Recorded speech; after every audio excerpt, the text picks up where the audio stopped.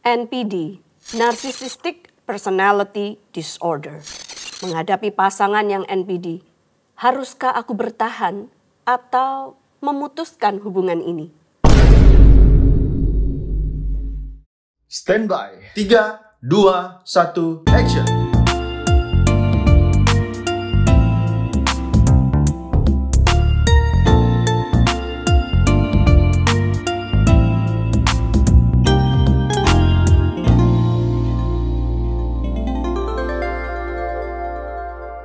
Mencintai, banyak orang berkata itu sakit, apalagi kalau pasangannya ternyata benar NPD.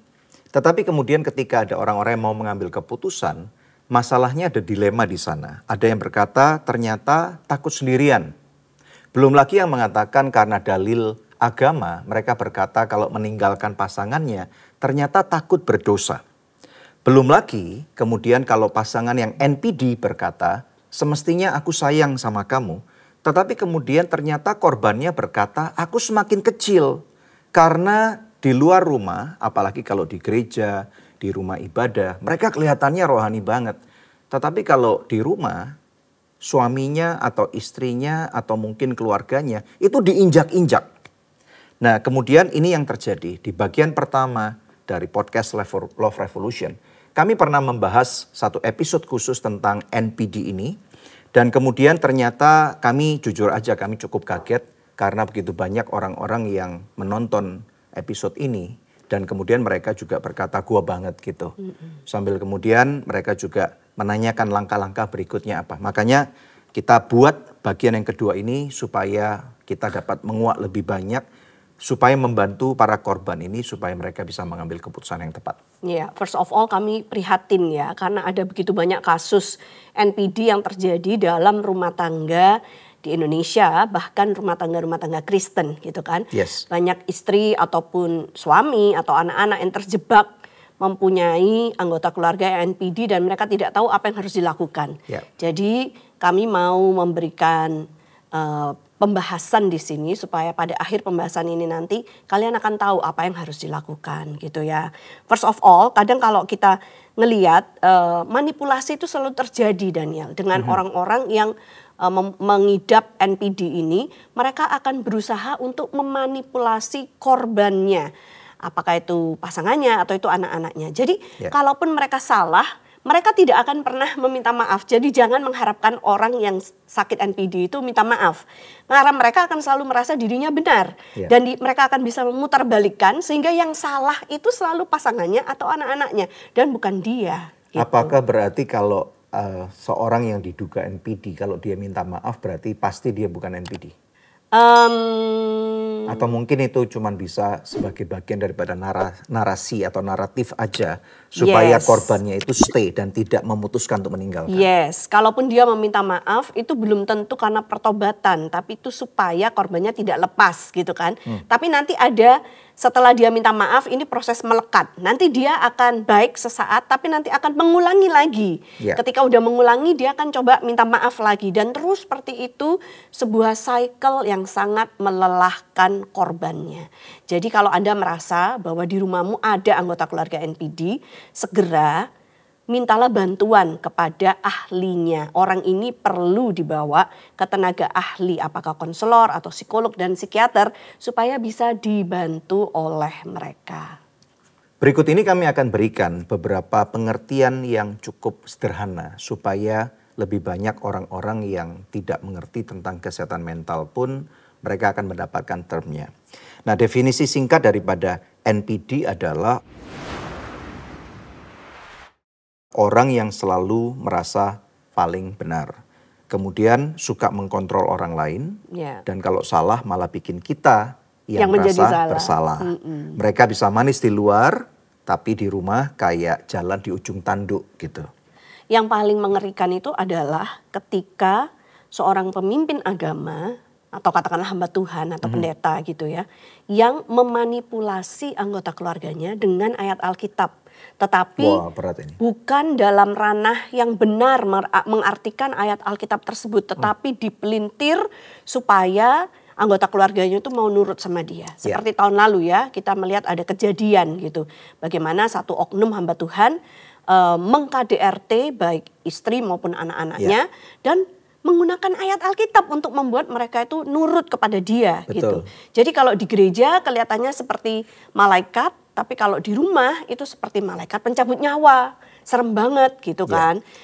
Itu sangat berbahaya. Aku yakin kata-kata atau firman yang dipakai itu adalah tunduk kepada suami. Ya, untuk istrinya jadi, supaya tunduk sama dia. makanya ini kita mesti ngerti sekali bahwa kita nggak mau menjadi orang yang bodoh, dibodohi dengan ayat-ayat firman Tuhan atau ayat-ayat agama. Kita harus melihat dulu konteksnya seperti apa. Mungkin ada baiknya juga kalau kita buka firman Tuhan ini tercatat di Efesus pasal yang ke-5 ya. Nah, saya akan bacakan ayat firman Tuhan yang kemungkinan besar dipakai ada di Efesus pasal yang ke-5 ayat 22 dan ayat 23. Di sini firman Tuhan berkata, "Hai istri, tunduklah kepada suamimu seperti kepada Tuhan." Ayat 23, "Karena suami adalah kepala istri, sama seperti Kristus adalah kepala jemaat. Dialah yang menyelamatkan tubuh." Jadi artinya kalau ada suamimu yang diduga NPD tadi itu, ya karena NPD kan memang harus diputuskan secara klinis sebenarnya. Tetapi kalau dibawa ke klinik pun dia nggak mau, maka kita bisa duga orang itu kalau misalnya dengan tanda-tanda yang tadi kita bahas dan atau akan kita bahas selama perbincangan ini, bisa-bisa dia kita duga NPD. Nah, salah satu ayat oleh suami yang akan bisa digunakan kepada istrinya ya ini tadi, tunduk kepada aku, kamu kan istri, sambil nuding-nuding gitu. Atau mungkin sambil jambak kepalanya, atau sambil nempeleng, sambil nendang, sambil pukul pakai pipa seperti di video itu. Ya. Nah kemudian kita nggak bisa cuman mengatakan atau membela si suami ini aja karena istrinya nggak mau tunduk. Karena di sini dikatakan suami itu kepala istri dan sama seperti Kristus ada takaran atau benchmarknya nih. Yaitu benchmarknya atau standar yang dipakai adalah Kristus itu kepala jemaat, dialah yang menyelamatkan tubuh. Nah pertanyaannya bagaimanakah Kristus itu menyelamatkan tubuhnya atau gerejanya atau jemaatnya? Secara sederhana karena dia mati untuk jemaatnya. Jadi kalau ada suami yang melakukan KDRT fisik ataupun verbal ataupun berbagai macam lainnya, tentunya dia tidak menyerupai Kristus dan kami bisa katakan kamu tidak perlu tunduk kepada suamimu yang model seperti itu. Lagi pula kalau dibaca ayat lanjutannya, ayat 25 dari Efesus 5 itu berkata, "Hai suami, kasihilah istrimu, sebagaimana Kristus telah mengasihi jemaat dan telah menyerahkan dirinya baginya." Jadi takarannya itu adalah suaminya mengasihi istrinya enggak, jangan cuman menuntut istri untuk tunduk. Di ayat 28 juga lebih jelas, demikian juga suami harus mengasihi istrinya sama seperti tubuhnya sendiri. Siapa yang mengasihi istrinya, mengasihi dirinya sendiri. Sebab tidak pernah orang membenci tubuhnya sendiri tetapi mengasuhnya dan merawatinya. Sama seperti Kristus terhadap jemaat. Jadi kalau dipukulin, kalau KDRT itu bukan bagian dari kasih. Jangan mau dibilang aku mukul kamu karena aku mengasihimu. Itu mah manipulasi gitu ya. Jadi untuk para korban harus sadar. Jangan mau lagi untuk dimanipulasi. Jangan mau lagi termakan oleh dalil-dalil yang dia berikan kepadamu meskipun kedengarannya rohani. Tetapi ketahuilah bahwa itu adalah bagian dari manipulasi. Dan jangan mau untuk memainkan drama ini terus-menerus, harus bisa berdiri, membela diri sendiri dan bilang kita perlu bantuan dari tenaga yang profesional. Ya, biasanya orang-orang yang NPD juga mereka tentunya tanpa ragu-ragu mereka akan bisa memanipulasi orang lain loh. Ya, kalaupun misalnya bertemu dengan orang tuanya atau mungkin bertemu dengan menantunya ya atau mungkin dengan orang tua kandungnya, mereka akan bisa untuk membuat suatu kisah yang sangat berbeda banget. Yang totally different. Betul. Makanya itu kadang-kadang kita mesti cukup cerdik juga ya untuk mengumpulkan bukti-bukti dan saya lihat kalau kita belajar dari kasus seorang oknum hamba Tuhan tadi bahwa istrinya dengan diam-diam itu menyimpan video CCTV kamera itu sebenarnya adalah sesuatu yang cukup cerdik karena tanpa adanya semua bukti-bukti seperti itu nanti omongan daripada apa yang dikatakan oleh si NPD ini akan sangat berbalik arah sehingga akan membuat satu narasi bahwa sebenarnya yang jahat adalah orang yang jadi korban ini. Iya benar. Jadi hidup bersama dengan orang NPD itu nggak enak banget karena mereka selalu mempertontonkan image yang sempurna. Kita ini keluarga yang bahagia gitu kan. Kalau di depan umum itu wah selalu kayak Wah, semuanya tapi dilakukan karena pura-pura ya, karena ingin terlihat baik oleh orang luar. Tetapi begitu pintu ditutup, tidak ada orang luar, aslinya baru kelihatan. Dia akan teriak-teriak lagi, dia akan marah-marahin lagi, dia akan kerdilkan anggota keluarganya. Padahal tadi barusan disayang-sayang di depan umum. Bisa ya kayak ciri-ciri gitu ya? NPD. Oh yes. Wow. Jadi itu ibaratnya istilahnya hidup di dalam neraka dong. Ya, makanya kalau orang lain diceritain suamiku tuh jahat, nggak akan percaya karena suaminya nggak kelihatan jahat di luar. Di publik dia sempurna, Iya. Suami yang sempurna, ayah yang sempurna, atau sebaliknya kalau istri yang NPD, ya orang luar nggak akan percaya dia kelihatan seperti istri yang sempurna, mama yang sempurna. Siapa yang akan percaya dengan cerita korbannya? Makanya kenapa perlu mengumpulkan bukti-bukti. Dan kalau Anda sampai kena KDRT, pergilah visum ke rumah sakit atau klinik terdekat. Ya. Visum nggak bisa langsung seperti itu. Visum itu harus datang ke kantor polisi dulu, kemudian kantor polisi memerintahkan kepada sebuah rumah sakit atau klinis untuk melakukan pemeriksaan. Jadi ada formulir yang istilahnya jelas harus diisi dan kemudian ini bekerjasama antara kepolisian, rumah sakit ataupun klinik yang ada. Tetapi kalau korbannya tidak tega untuk melaporkan misalnya suaminya ke polisi kan bisa ke rumah sakit tetap untuk minta diperiksa luka-lukanya, didokumentasikan oleh seorang dokter yang mana bila diperlukan itu nanti bisa dijadikan alat bukti. Betul, aku pernah lihat satu video ya. Video ini bukan di Indonesia, ini apakah ini cuma buatan atau enggak. Tapi ini menggambarkan ada satu gaslighting yang sangat luar biasa banget. Seorang istri pulang ke rumah, kemudian masuk ke kamar tidurnya, mendapati seorang suaminya ini. Jadi dia mendapati suaminya lagi tidur, lagi berselingkuh dengan seorang perempuan. Ya, nah kemudian dia tanya, kamu kok bisa berselingkuh, mengkhianati cintaku? Kemudian berselingkuh apa gitu? Kemudian si perempuan ini di belakang laki-laki ini kemudian pakai baju dan kemudian meninggalkan. Mana perempuannya gitu? Jadi benar-benar di gaslight seperti itu. Pernah lihat nggak ya? Dibuat seakan-akan istrinya lah yang mengada-ngada, yang berhalusinasi, yang skizofrenia gitu kan ya. Sampai kemudian si suami akhirnya bisa pakai baju sambil ditanya mana. Sampai benar-benar akhirnya mereka berdua tinggal berdua aja dan suaminya kemudian keluar dan kemudian mulai baca koran kalau misalnya itu ada, seakan-akan nggak terjadi baca artikel atau lihat TV, seakan-akan nggak terjadi apa-apa dan dia mulai mempertanyakan kewarasannya. Loh, kok nggak ada apa-apa, ranjangnya juga sudah dirapikan secara cepat, tidak ada baju yang berceceran, tidak ada tangisan, tidak ada apa-apa. Nah inilah yang disebut yaitu gaslighting tadi itu. Dia mempertanyakan kewarasannya. Nah tentunya hal seperti ini sangat tidak mudah untuk dihadapi sebagai orang-orang yang menjadi korban dari orang-orang NPD tadi.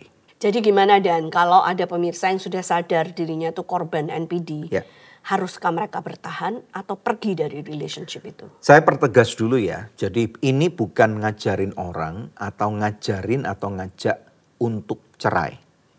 Tetapi kita harus lihat dari tingkat apa yang terjadi di dalam kamar atau rumah itu. Kalau sudah levelnya sampai menyangkut nyawa, adanya ancaman, kemudian adanya cakian, benturan tembok, kemudian keluarkan pistol, keluarkan samurai, ya, dan kemudian semua macam ancaman-ancaman lainnya, saya percaya bahwa korban ini harus perlu membuat tindakan yang tegas. Tinggalkan orang itu. Ya, jadi ini sekali lagi kita harus mengerti dulu, tujuannya adalah bukan supaya membiarkan diri orang itu hancur. Karena apa? Kalau misalnya dibiarkan terus, bisa-bisa semua ancamannya itu menjadi kenyataan. Kalau menjadi kenyataan, lalu bagaimana nih? Ya, jadi ini mesti kita mengerti dulu. Nah, inilah yang kita sebut yaitu kita harus mengerti boundariesnya apa. Ya, batasan wajarnya, batasan sehatnya itu apa? Benar, di satu sisi firman Tuhan meminta kita untuk mengampuni. Tetapi di satu sisi firman Tuhan meminta kita untuk mengasihi diri kita sendiri dulu. Nah ada ayatnya nih ya. Di Matius 22 ayat 37 sampai dengan 39. Jawab Yesus kepadanya, kasihilah Tuhan Allahmu dengan segenap hatimu dan dengan segenap jiwamu dan dengan segenap akal budimu. Jadi jelas nih ya, kepada Tuhan adalah yang terbaik. Itulah hukum yang terutama dan yang pertama. Kemudian di ayat 39. Dan hukum yang kedua yang sama dengan itu ialah kasihilah sesamamu manusia seperti dirimu sendiri. Jadi bagaimana mungkin kita bisa mengasihi orang lain kalau kita tidak mengasihi diri kita sendiri. Jadi bagian daripada memprotek, melindungi diri kita, apalagi kalau misalnya contoh ya, kebanyakan yang lebih lemah adalah seorang perempuan, ibu rumah tangga, ya. Kemudian bayangkan kalau anak-anaknya masih kecil. Nah, kemudian kalau kita tidak membuat langkah-langkah taktis dan tidak membuat satu pemisahan atau separation for healing tadi itu, maka yang terjadi mental daripada orang yang menjadi korban NPD ini akan hancur berantakan. Nah, kita juga pernah melihat bagaimana kalau misalnya seorang anak kecil, ya, yang kemudian dia dibesarkan di dalam lingkungan keluarga yang NPD. Kita pernah bertemu langsung dengan orang-orang model seperti ini. Mungkin kita nggak habis pikir, kenapa sih kok ada beberapa orang bertumbuh sepertinya kok mengalami gangguan kesehatan mental. Sampai dia tidak bisa berinteraksi secara normal atau secara baik. Nah, usut punya usut, ternyata dia dibesarkan oleh orang tua atau bahkan lebih parah lagi oleh orang tua single parent yang NPD. Ya, sehingga dia disakiti secara verbal, disakiti secara fisik dan tidak ada jalan keluar. Karena apa? Begitu dia keluar dari rumah orang tuanya, entah itu papanya, entah itu mamanya, dia nggak bisa makan. Jadi dia harus istilahnya menerima satu kondisi ini bahwa dia terperangkap di dalam kehidupan. Nah, tetapi kalau misalnya yang menjadi korban ini orang yang sudah dewasa, maka firman Tuhan mengatakan kasihilah sesama manusia. Kamu mengasihi suamimu atau istrimu yang NPD itu, tetapi bagaimana mungkin kamu bisa mengasihinya kalau kamu tidak atau belum mencintai dirimu sendiri. Jadi kita harus jelas nih ya, kita harus lihat case by case, tetapi kalau itu sudah menyangkut nyawa, sudah menyangkut masa depan, menyangkut segala sesuatu yang berhubungan dengan kehidupan, maka harus tegas dikatakan pisah walaupun untuk sementara waktu dan kemudian lapor kepada orang tua, kepada pihak yang berwajib supaya ada penengahnya dengan baik. Jadi pisah sementara bukan bercerai supaya masing-masing pihak bisa mengalami pemulihan jiwa. Jadi si NPD pun harus didampingi, apakah konselor, psikolog atau psikiater untuk dibantu apa sebenarnya akar dari ke-NPD-nya itu. Sehingga dia juga bisa dipulihkan, nggak kayak gitu selamanya. Dan yang korban juga dengan cara yang sama mengalami proses pemulihan. Nanti di masa yang akan datang apakah mereka akan rujuk kembali itu urusan yang kedua. Tetapi yang pertama demi keselamatan nyawa korban maka harus dipisahkan sementara waktu. Kamu tahu nggak apa yang akan lebih sukar? Apa? Kalau korbannya itu bucin. Waduh. Iya. Betul nggak? Ya, kita pernah ketemu dengan juga 1-2 orang seperti ini kan. Walaupun dia udah habis dipukulin, dia merasa bahwa ya memang dia memang layak dipukul. Layak untuk dipukul karena ini adalah bagian cinta, bagian daripada submisif dia itu tanpa menyadari apakah itu memang hasil dari pencucian otak daripada si NPD ini pasangan hidupnya atau tidak, tetapi jelas ini bucin banget sehingga dia merelakan kalau kamu mau pukul aku, pukullah, nggak apa-apa, aku terima kok. Kalau kamu mau berselingkuh, silakan berselingkuh. Dan kita lihat nih, ada beberapa orang yang akhirnya ditinggalkan di rumah, kemudian kalau dia keluar rumah, dia bawa pasangan yang baru. Gitu, walaupun hubungan seperti apa, kagak jelas juga. Jadi inilah sesuatu dilema kehidupan.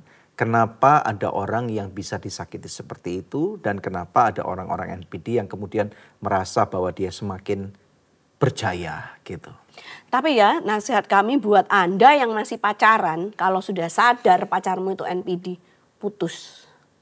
Itu saran kami. Jelas. Kenapa harus masuk ke kandang singa, kandang harimau, kandang buaya, ngerti gak sih? Jangan memasukkan dirimu ke suatu ranah yang nantinya kamu akan kewalahan dan tidak tahu cara mengatasinya. Kenapa harus masuk dan menjadikan dirimu korban? Hanya karena kamu merasa kasihan dia. Aku mau nolong dia, jangan seperti itu. Dirimu tidak kuat untuk menolong dia. Dia perlu orang yang benar-benar mengerti tentang kesehatan mental untuk bisa membantunya. Kalau kita scroll dari NPD part 1 di Love Revolution, kita dapat melihat ya bahwa ada komentar-komentar yang sangat menarik sekali. Salah satu komentar yang mengatakan gini, saya pacaran dengan orang NPD lebih dari 6 tahun. Waduh. Dan kemudian sekarang sudah lepas. Kalau pacaran dengan orang NPD lebih baik nggak kawin nggak apa-apa gitu istilahnya gitu. Jadi dari sini kita dapat melihat betapa kita nggak bisa menyelami apa yang dialami oleh korban itu, karena tentunya yang tadi saya katakan ibaratnya itu seperti terpenjara atau mungkin bahkan terperangkap dalam seperti api neraka kehidupan yang ada di dunia ini. Cinta itu bukan cuma bertahan, tapi cinta itu harus bisa bertumbuh. Jadi kalau dirimu tidak bisa bertumbuh dalam hubungan cinta itu, maka lebih baik tidak diteruskan masuk ke dalam pernikahan. Nah, ada suatu harapan nih bagi orang-orang yang sudah menjadi korban NPD. Nah, tercatat di dalam firman Tuhan, yaitu di dalam kitab Mazmur 34 ayat 19. Saya akan bacakan ya, firman Tuhan berkata, Tuhan itu dekat kepada orang-orang yang patah hati, dan ia menyelamatkan orang-orang yang remuk jiwanya. Jadi bagi kalian di luar sana yang pernah menjadi korban daripada orang-orang NPD, maka terbukalah kepada Tuhan ya. Kalian boleh menghubungi kami dan tentunya nanti kami juga bersedia untuk mendoakan kalian.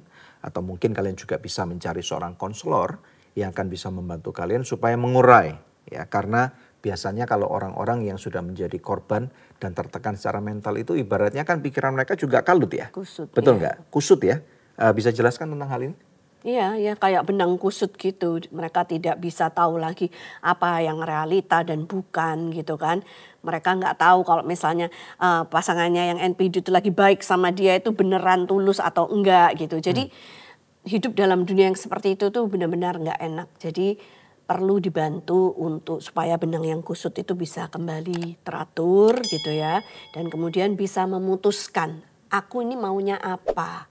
Maunya mengambil langkah yang seperti apa. Jadi itu memang perlu berbuka kepada orang yang Anda percaya. Misalnya orang tua atau keluarga dekat gitu yang Anda hormati gitu ya. Minta pertolongan lalu kepada dokter atau kepada tenaga-tenaga ahli. Ya, ada satu pertanyaan yang cukup menarik nih dari salah satu pemirsa kita. Kalau ada orang yang NPD, apakah orang ini bisa dipulihkan atau disembuhkan? Nah, pertanyaannya sangat bagus sekali. Jawaban saya adalah sama. Yang terpenting sebenarnya orang yang NPD belum tentu mudah untuk mengakui. Yeah. Orang sekelilingnya yang akan lebih tahu dulu. Dan kebanyakan korbannya udah babak belur nih. Yeah. Jadi yang lebih mudah adalah menyelamatkan dulu korbannya atau menyembuhkan korbannya. Kamu tidak akan pernah bisa menyembuhkan atau membantu memfasilitasi orang yang NPD tadi itu untuk sembuh kalau dirimu sendiri juga belum sembuh. Ya, jadi sembuhkan dirimu dulu. Ya, jadi ini sangat penting sekali. Di sini makanya kita perlu terbuka, kita perlu mencari pertolongan dari pihak lain. Karena ibaratnya seperti orang yang sudah masuk di dalam sumur, bagaimanapun juga tembok sumur itu misalnya 4 meter, 5 meter ke atas, bagaimana dengan kelicinannya? Kita nggak akan bisa pernah keluar dari sana. Tetapi kalau kita pernah minta bantuan dan orang lain dari luar kemudian memberikan tangga dan minimal kamu diselamatkan, nanti setelah itu kita akan cari cara bersama-sama. Memang betul kita nggak mau dengan mudah menyerah begitu saja, ya apalagi kalau sudah menikah. Gitu. Semoga daripada apa yang kita lakukan nanti bisa membantu daripada keberadaan orang ini. Iya. Ya, oke? Kalau kamu relate banget dengan bahasan yang kita baru utarakan pada hari ini, maka DM-lah kami dan nanti kita akan bersama-sama memikirkan jalan keluarnya. Kita percaya bahwa dari setiap episode podcast Love Revolution pasti akan menjadi berkat buat Anda.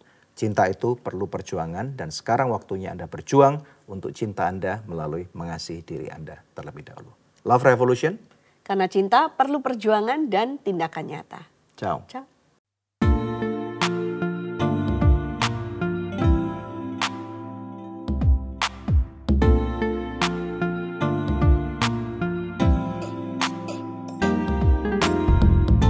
Terima kasih sudah tune in di podcast Love Revolution. Kalau kamu ngerasa feel-nya dapet banget nih sama konten ini, langsung aja bisa share di sosmed kamu. Dan jangan lupa untuk tag dan juga follow Instagram Daniel Hendrata dan juga Debbie Katarina.